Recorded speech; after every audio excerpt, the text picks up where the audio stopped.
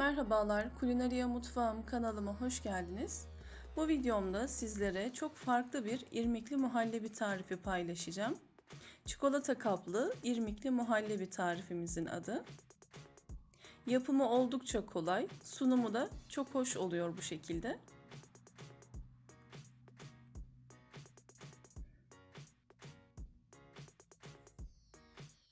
Tarifimizin hemen yapılışına geçelim. Yaklaşık olarak 125 gram civarında çikolatayı benmari usulü eritiyoruz. Ben çikolataları kilogram olarak pasta malzemesi satan yerden aldığım için evime getirene kadar sıcakta biraz erimişti. Görüntüsü için özür dilerim çikolataların ama tadında herhangi bir farklılık yoktu.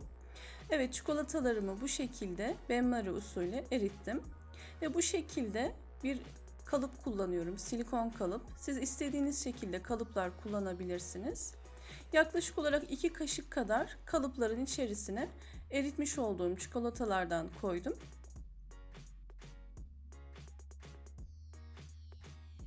Ve fırça yardımıyla çikolataları her tarafına yayıyoruz.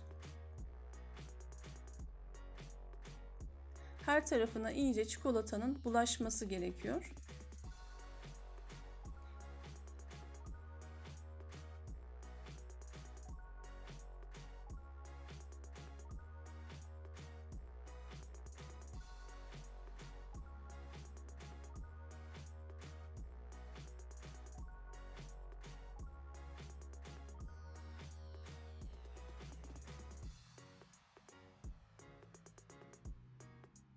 Çikolata koyulaşana kadar bir süre bu şekilde sürmeye devam etmemiz gerekiyor.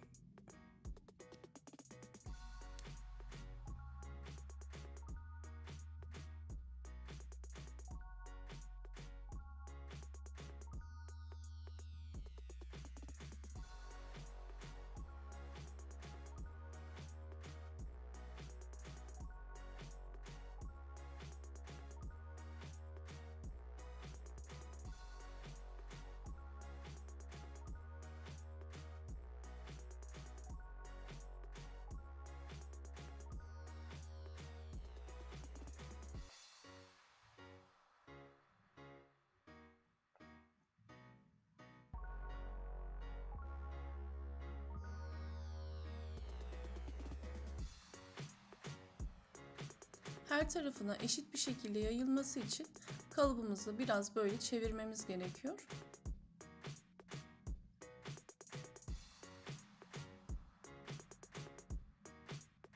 Artık kalıbımızı buzdolabına koymamız gerek.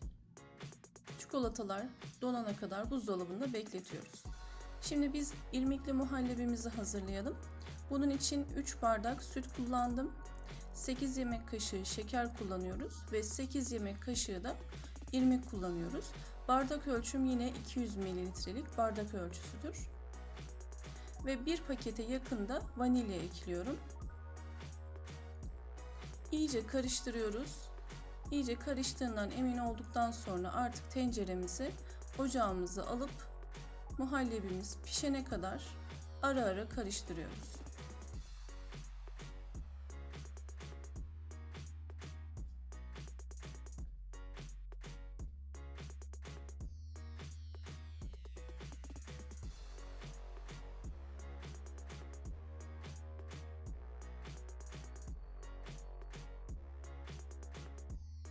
Artık muhallebimiz pişmeye başladı. Gördüğünüz gibi koyulaşmaya başladı muhallebimiz. Artık altını kapatmamız gerekiyor. Ve soğuması için bir kenara alıyoruz.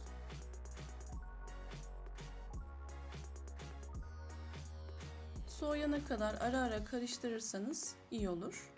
Koyuluğu bu şekilde oldu.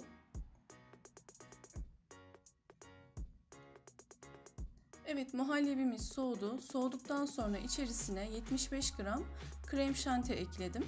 Yani bir kutu krem şantinin içerisindeki bir poşeti kullanıyoruz. Ve bunu mikserle iyice kıvam alana kadar çırpıyoruz. Kesinlikle muhallebimizin soğuk olması gerekiyor. Soğuduktan sonra krem şantimizi ekleyelim lütfen. Evet, gördüğünüz gibi bu şekilde kıvam aldı. Ve buzdolabında çikolatalarım artık donmuştu kalıpta. İçerisine hazırlamış olduğum muhallebiyi yerleştiriyorum. Çok bastırmadan dikkatli bir şekilde kaşık yardımıyla kalıbımızın içine dolduralım.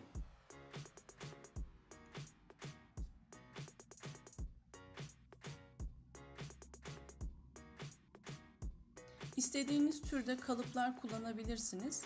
Ben bu şekilde yarım küre şeklinde bir kalıp kullandım. Gül şeklinde ya da başka türlü kalıplarda kullanabilirsiniz.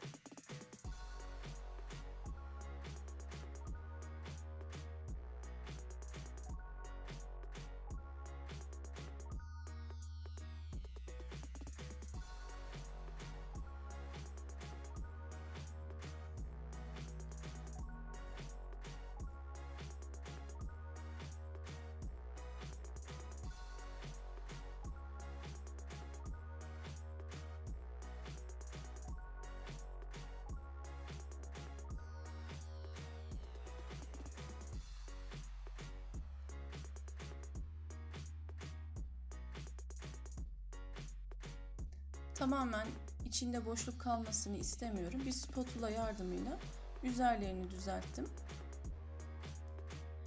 Ve 3-4 saat buzdolabında dinlendirmemiz gerekiyor. Eğer çok aceleniz varsa buzlukta da bir süre dinlendirebilirsiniz. Ama 3-4 saat buzdolabında dinlendirmeniz yeterli olacaktır. Evet, 3-4 saatin sonunda gördüğünüz gibi artık hazır ve çok rahat bir şekilde kalıptan çıkıyorlar. Gördüğünüz gibi görüntüsü çok şık oldu ve hiç çikolatalar kırılma yapmadı. Hiçbir şekilde muhallebilerimizde de bir bozulma olmadı. Herhangi bir çatlama vesaire olmadı gördüğünüz gibi.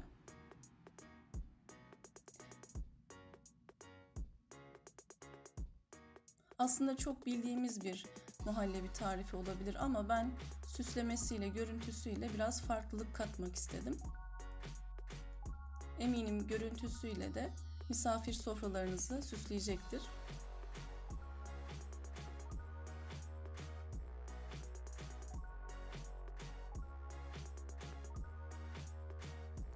Görüntüsü çok farklı, belki zor görünebilir ama gördüğünüz gibi yapımı aslında çok kolay.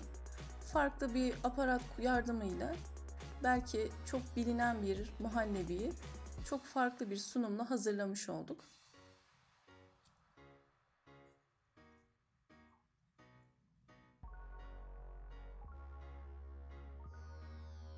Ben üzerine pasta süslemelerinde kullandığım kurutulmuş gülle süsledim.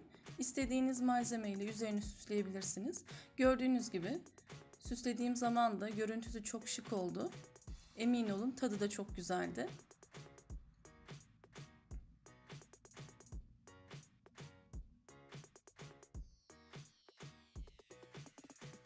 Videomu izlediğiniz için teşekkür ederim.